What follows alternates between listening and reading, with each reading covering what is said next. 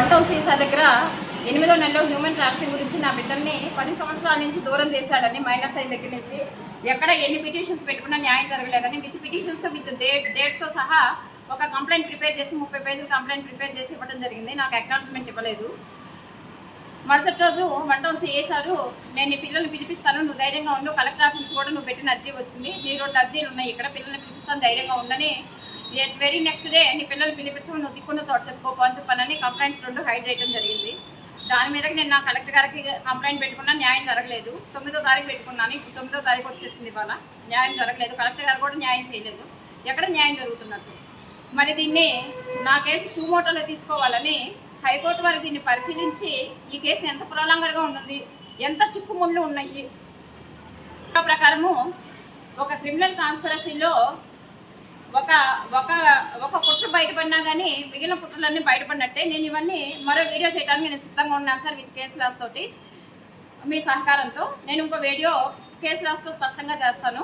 High court వారు దీన్ని పరిశీలించి మరి జడ్జెస్ మిస్కాండక్ట్ మీద మరి విక్టిమ్స్ని ఈ విధంగా సఫర్ చేస్తుంటే విక్టిమ్స్ అందరూ చచ్చిపోతారని ఒక 498 క్రిమినల్ కేసులో 10 సంవత్సరాల నుంచి డ్రాగ్ చేస్తూ ఉంటే ఇంట్లో హెరాస్మెంట్కి పడాలా, ఈ హెరాస్మెంట్ పడాలా?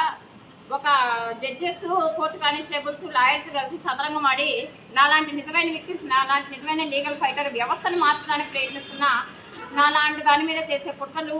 నేను ఒంటరిదాన్ని కాదు సార్, నాకు పిల్లలు ఉన్నారు. నేను ఒంటరిదాన్ని అయితే నా లైఫ్ ఇలా ఫైటర్ అవ్వను. నాకు పిల్లలు ఉన్నారు. నేను ఒంటరిదాన్ని, నన్ను జైలుకి పంపించడానికి, పిచ్చాసుపత్రికి పంపించడానికి, చంపేయడానికి ప్లాన్ వేస్తున్నారు. నేను ఒంటరిదాన్ని కాదు. దయచేసి నాకు 2 ఆడబిడ్డలు ఉన్నారు. నేను తల్లిని, వాళ్ళ కోసమే బతుకున్నాను. నాలాగా ఆడపిల్లలకు దూరం అయ్యి ఈ విధంగా చట్ట వ్యవస్థ వల్ల, న్యాయ వ్యవస్థ వల్ల డబ్బులతో కొనబడి జడ్జీలు అందరూ ఎవరు ఏ తల్లి ఆడబిడ్డలకి పిల్లలకి దూరం కాకూడదు అని చెప్పాను. అంతోటే నేను చేస్తున్నాను. దీనికి న్యాయంతో పాటు సమాజంలో విక్టిమ్స్ తగ్గాలన్నది నా పోరాటం. దయచేసి సుప్రీంకోర్టు వారు డీజీపీ గారికి నా కేసుని సుమోటోలో తీసుకోవాల్సిందిగా ఇవాళ నేను మీకు రిజిస్టర్ పోస్ట్ చేశాను డీజీపీ గారికి.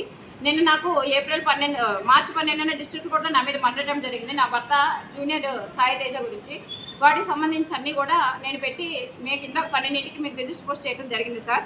దయచేసి డీజీపీ గారు, హైకోర్టు వారు నా కేసుని సుమోటోలో తీసుకొని ఒక మానవ హక్కులు ఉల్లంఘించబడి 20 సంవత్సరాల నుంచి నా మీద మెంటల్ ఇల్నెస్ గ్రౌండ్ ఆపాదించబడి ఇవాళ జడ్జెస్, అడ్వకేట్స్ కూడా అదే గ్రౌండ్ని ఆపాదించుకొని వాళ్ళ గిల్ట్ని కప్పిపుచ్చుకోవడానికి ఆ గ్రౌండ్ని డిఫెన్స్గా తీసుకొని నన్ను అంత హెరాస్మెంట్ పెడుతున్నారు.